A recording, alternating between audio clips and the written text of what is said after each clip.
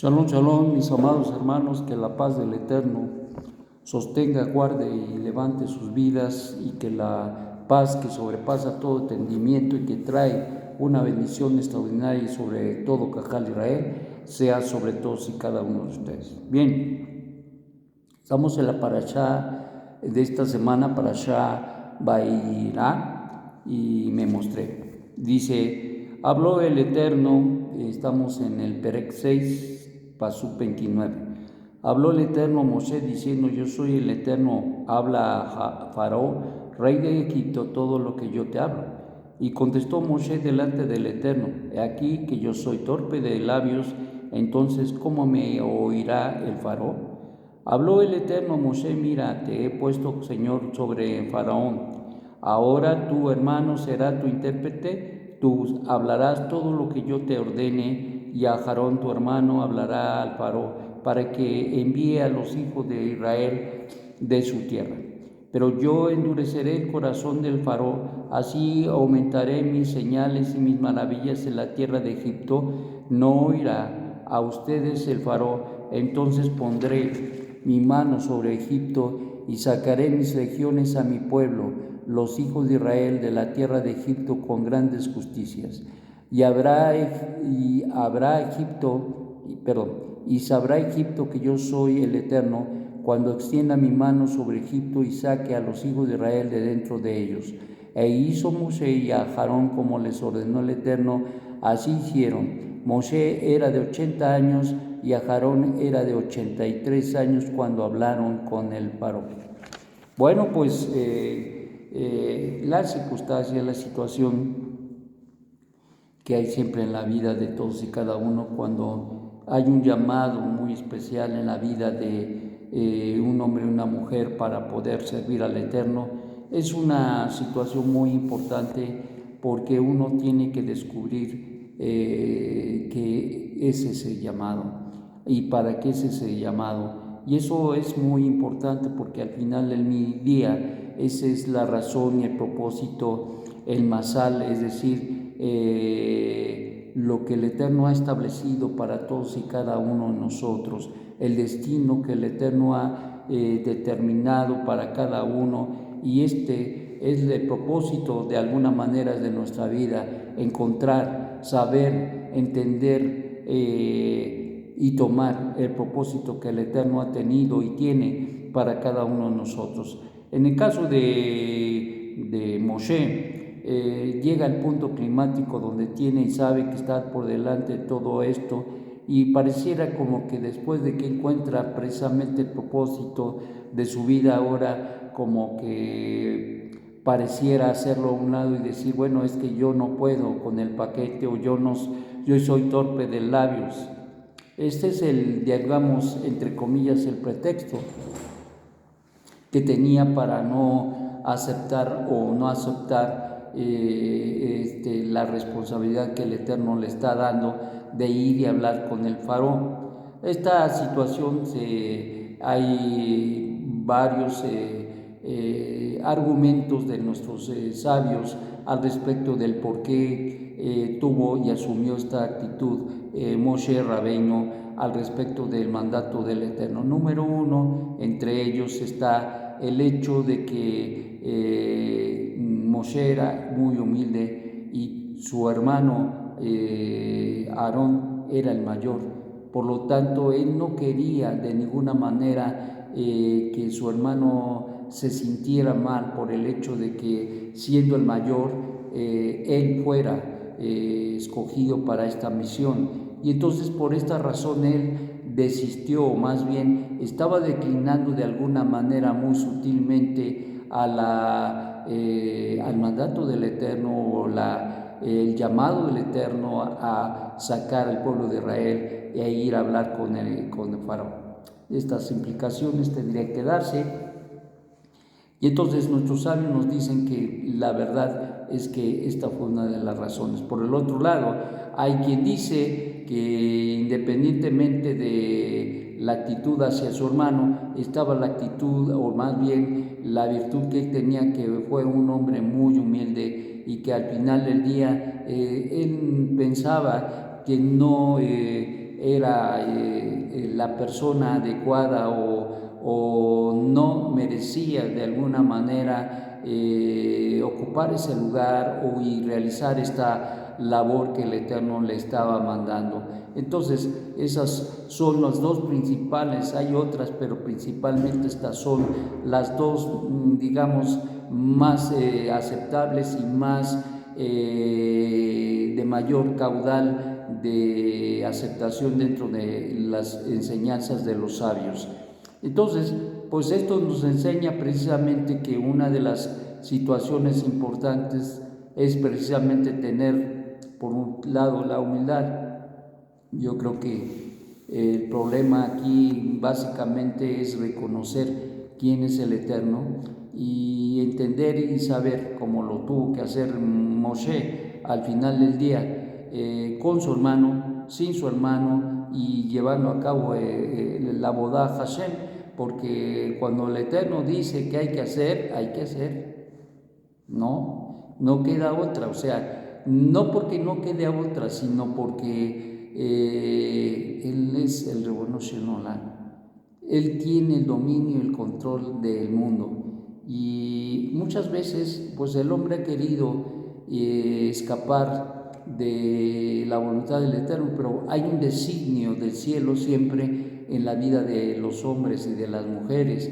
Hay un designio de parte del cielo y a veces es muy fácil querer aventar la toalla, pero no es el caso de Moshe en ese sentido, pero sí lo hubo en la historia de nuestro pueblo. Hay narrativas que nos hablan precisamente de esta situación, a veces no por la humildad, sino a veces porque los hombres no estuvieron en el sentido correcto de entender la voluntad del Eterno, como lo fue la vida de Jonás. Si ustedes recordarán, Jonás fue un hombre que fue llamado a llevar palabra a los ninivitas, un pueblo que se estaba corrompiendo, que estaba corrupto y que necesitaba arrepentirse. Y entonces el Eterno encarga a Jonás que vaya y que predique, que enseñe, que proclame, que se dé el arrepentimiento, y él no le pareció esto, porque sabía el contexto, sabía dónde iba, porque sabía quién eran los ninivitas y que sabía también que era gente que estaba involucrada en la idolatría y también pues en toda situación de iniquidad y de maldad. ¿Qué hizo? Pues tomó un barco y se fue al lado contrario, de donde me da risa porque a veces nosotros somos así. Sabemos cuál es la voluntad del Eterno y a veces, no siempre, pero hay ocasiones en que el hombre decide por otro camino, decide por irse por la tangente y no hacer caso de lo que el Eterno está poniendo sobre la mesa para que nosotros podamos llevarlo a cabo. Y esto da risa porque te voy a decir que pues agarró su barquito y se fue al lado contrario, pero el Eterno lo trajo de regreso.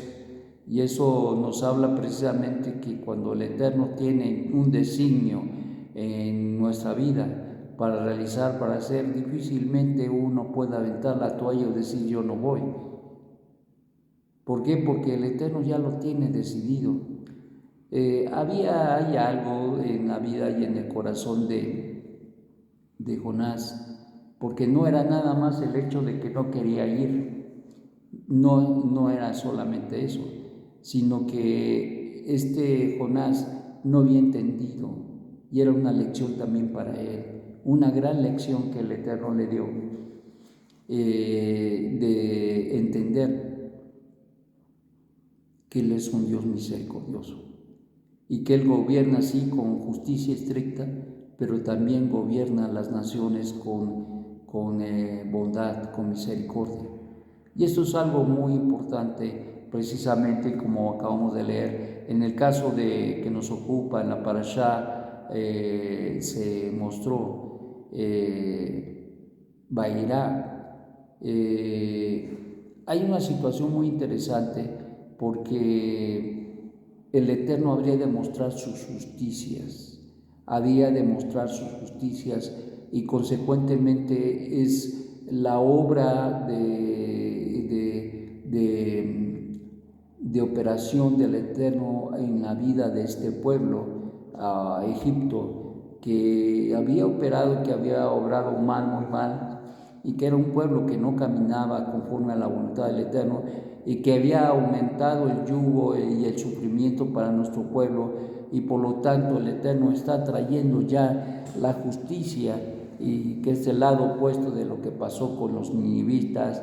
Los ninivitas, si se acuerdan, se arrepintieron, pero en el caso de Egipto, Faraón se ensoberbeció, estaba orgulloso y decía: yo soy quien soy, y incluso cuando llega, ya se verá en esta parashá, cuando llega ante Faraón, Moshe le dice: ¿quién es Hashem? Dice: yo no lo conozco. Y es algo tremendo, pero creo más bien que lo hizo como un acto de menosprecio, no porque no supiera, porque lo sabía a quién servían los judíos, los israelitas, sabía a quién servían, él sabía a quién adoraban, él sabía quién era su Dios único, él lo sabía. Sin embargo, dice: yo no lo conozco, no porque no lo conociera, sino por una actitud de menosprecio, no solamente al mensaje que está recibiendo, pero también de alguna manera el menosprecio hacia quien llevaba este mensaje, que era Moshe y Aarón. Entonces, ¿cuál es el punto medular de todo esto? El punto medular de todo esto es que el Eterno ha puesto en nuestras vidas un masal, y que ese masal tiene que ser llevado a cabo. Todos, absolutamente todos, tenemos un masal y tenemos que llenarlo, tenemos que ejecutarlo, tenemos que llevarlo a cabo.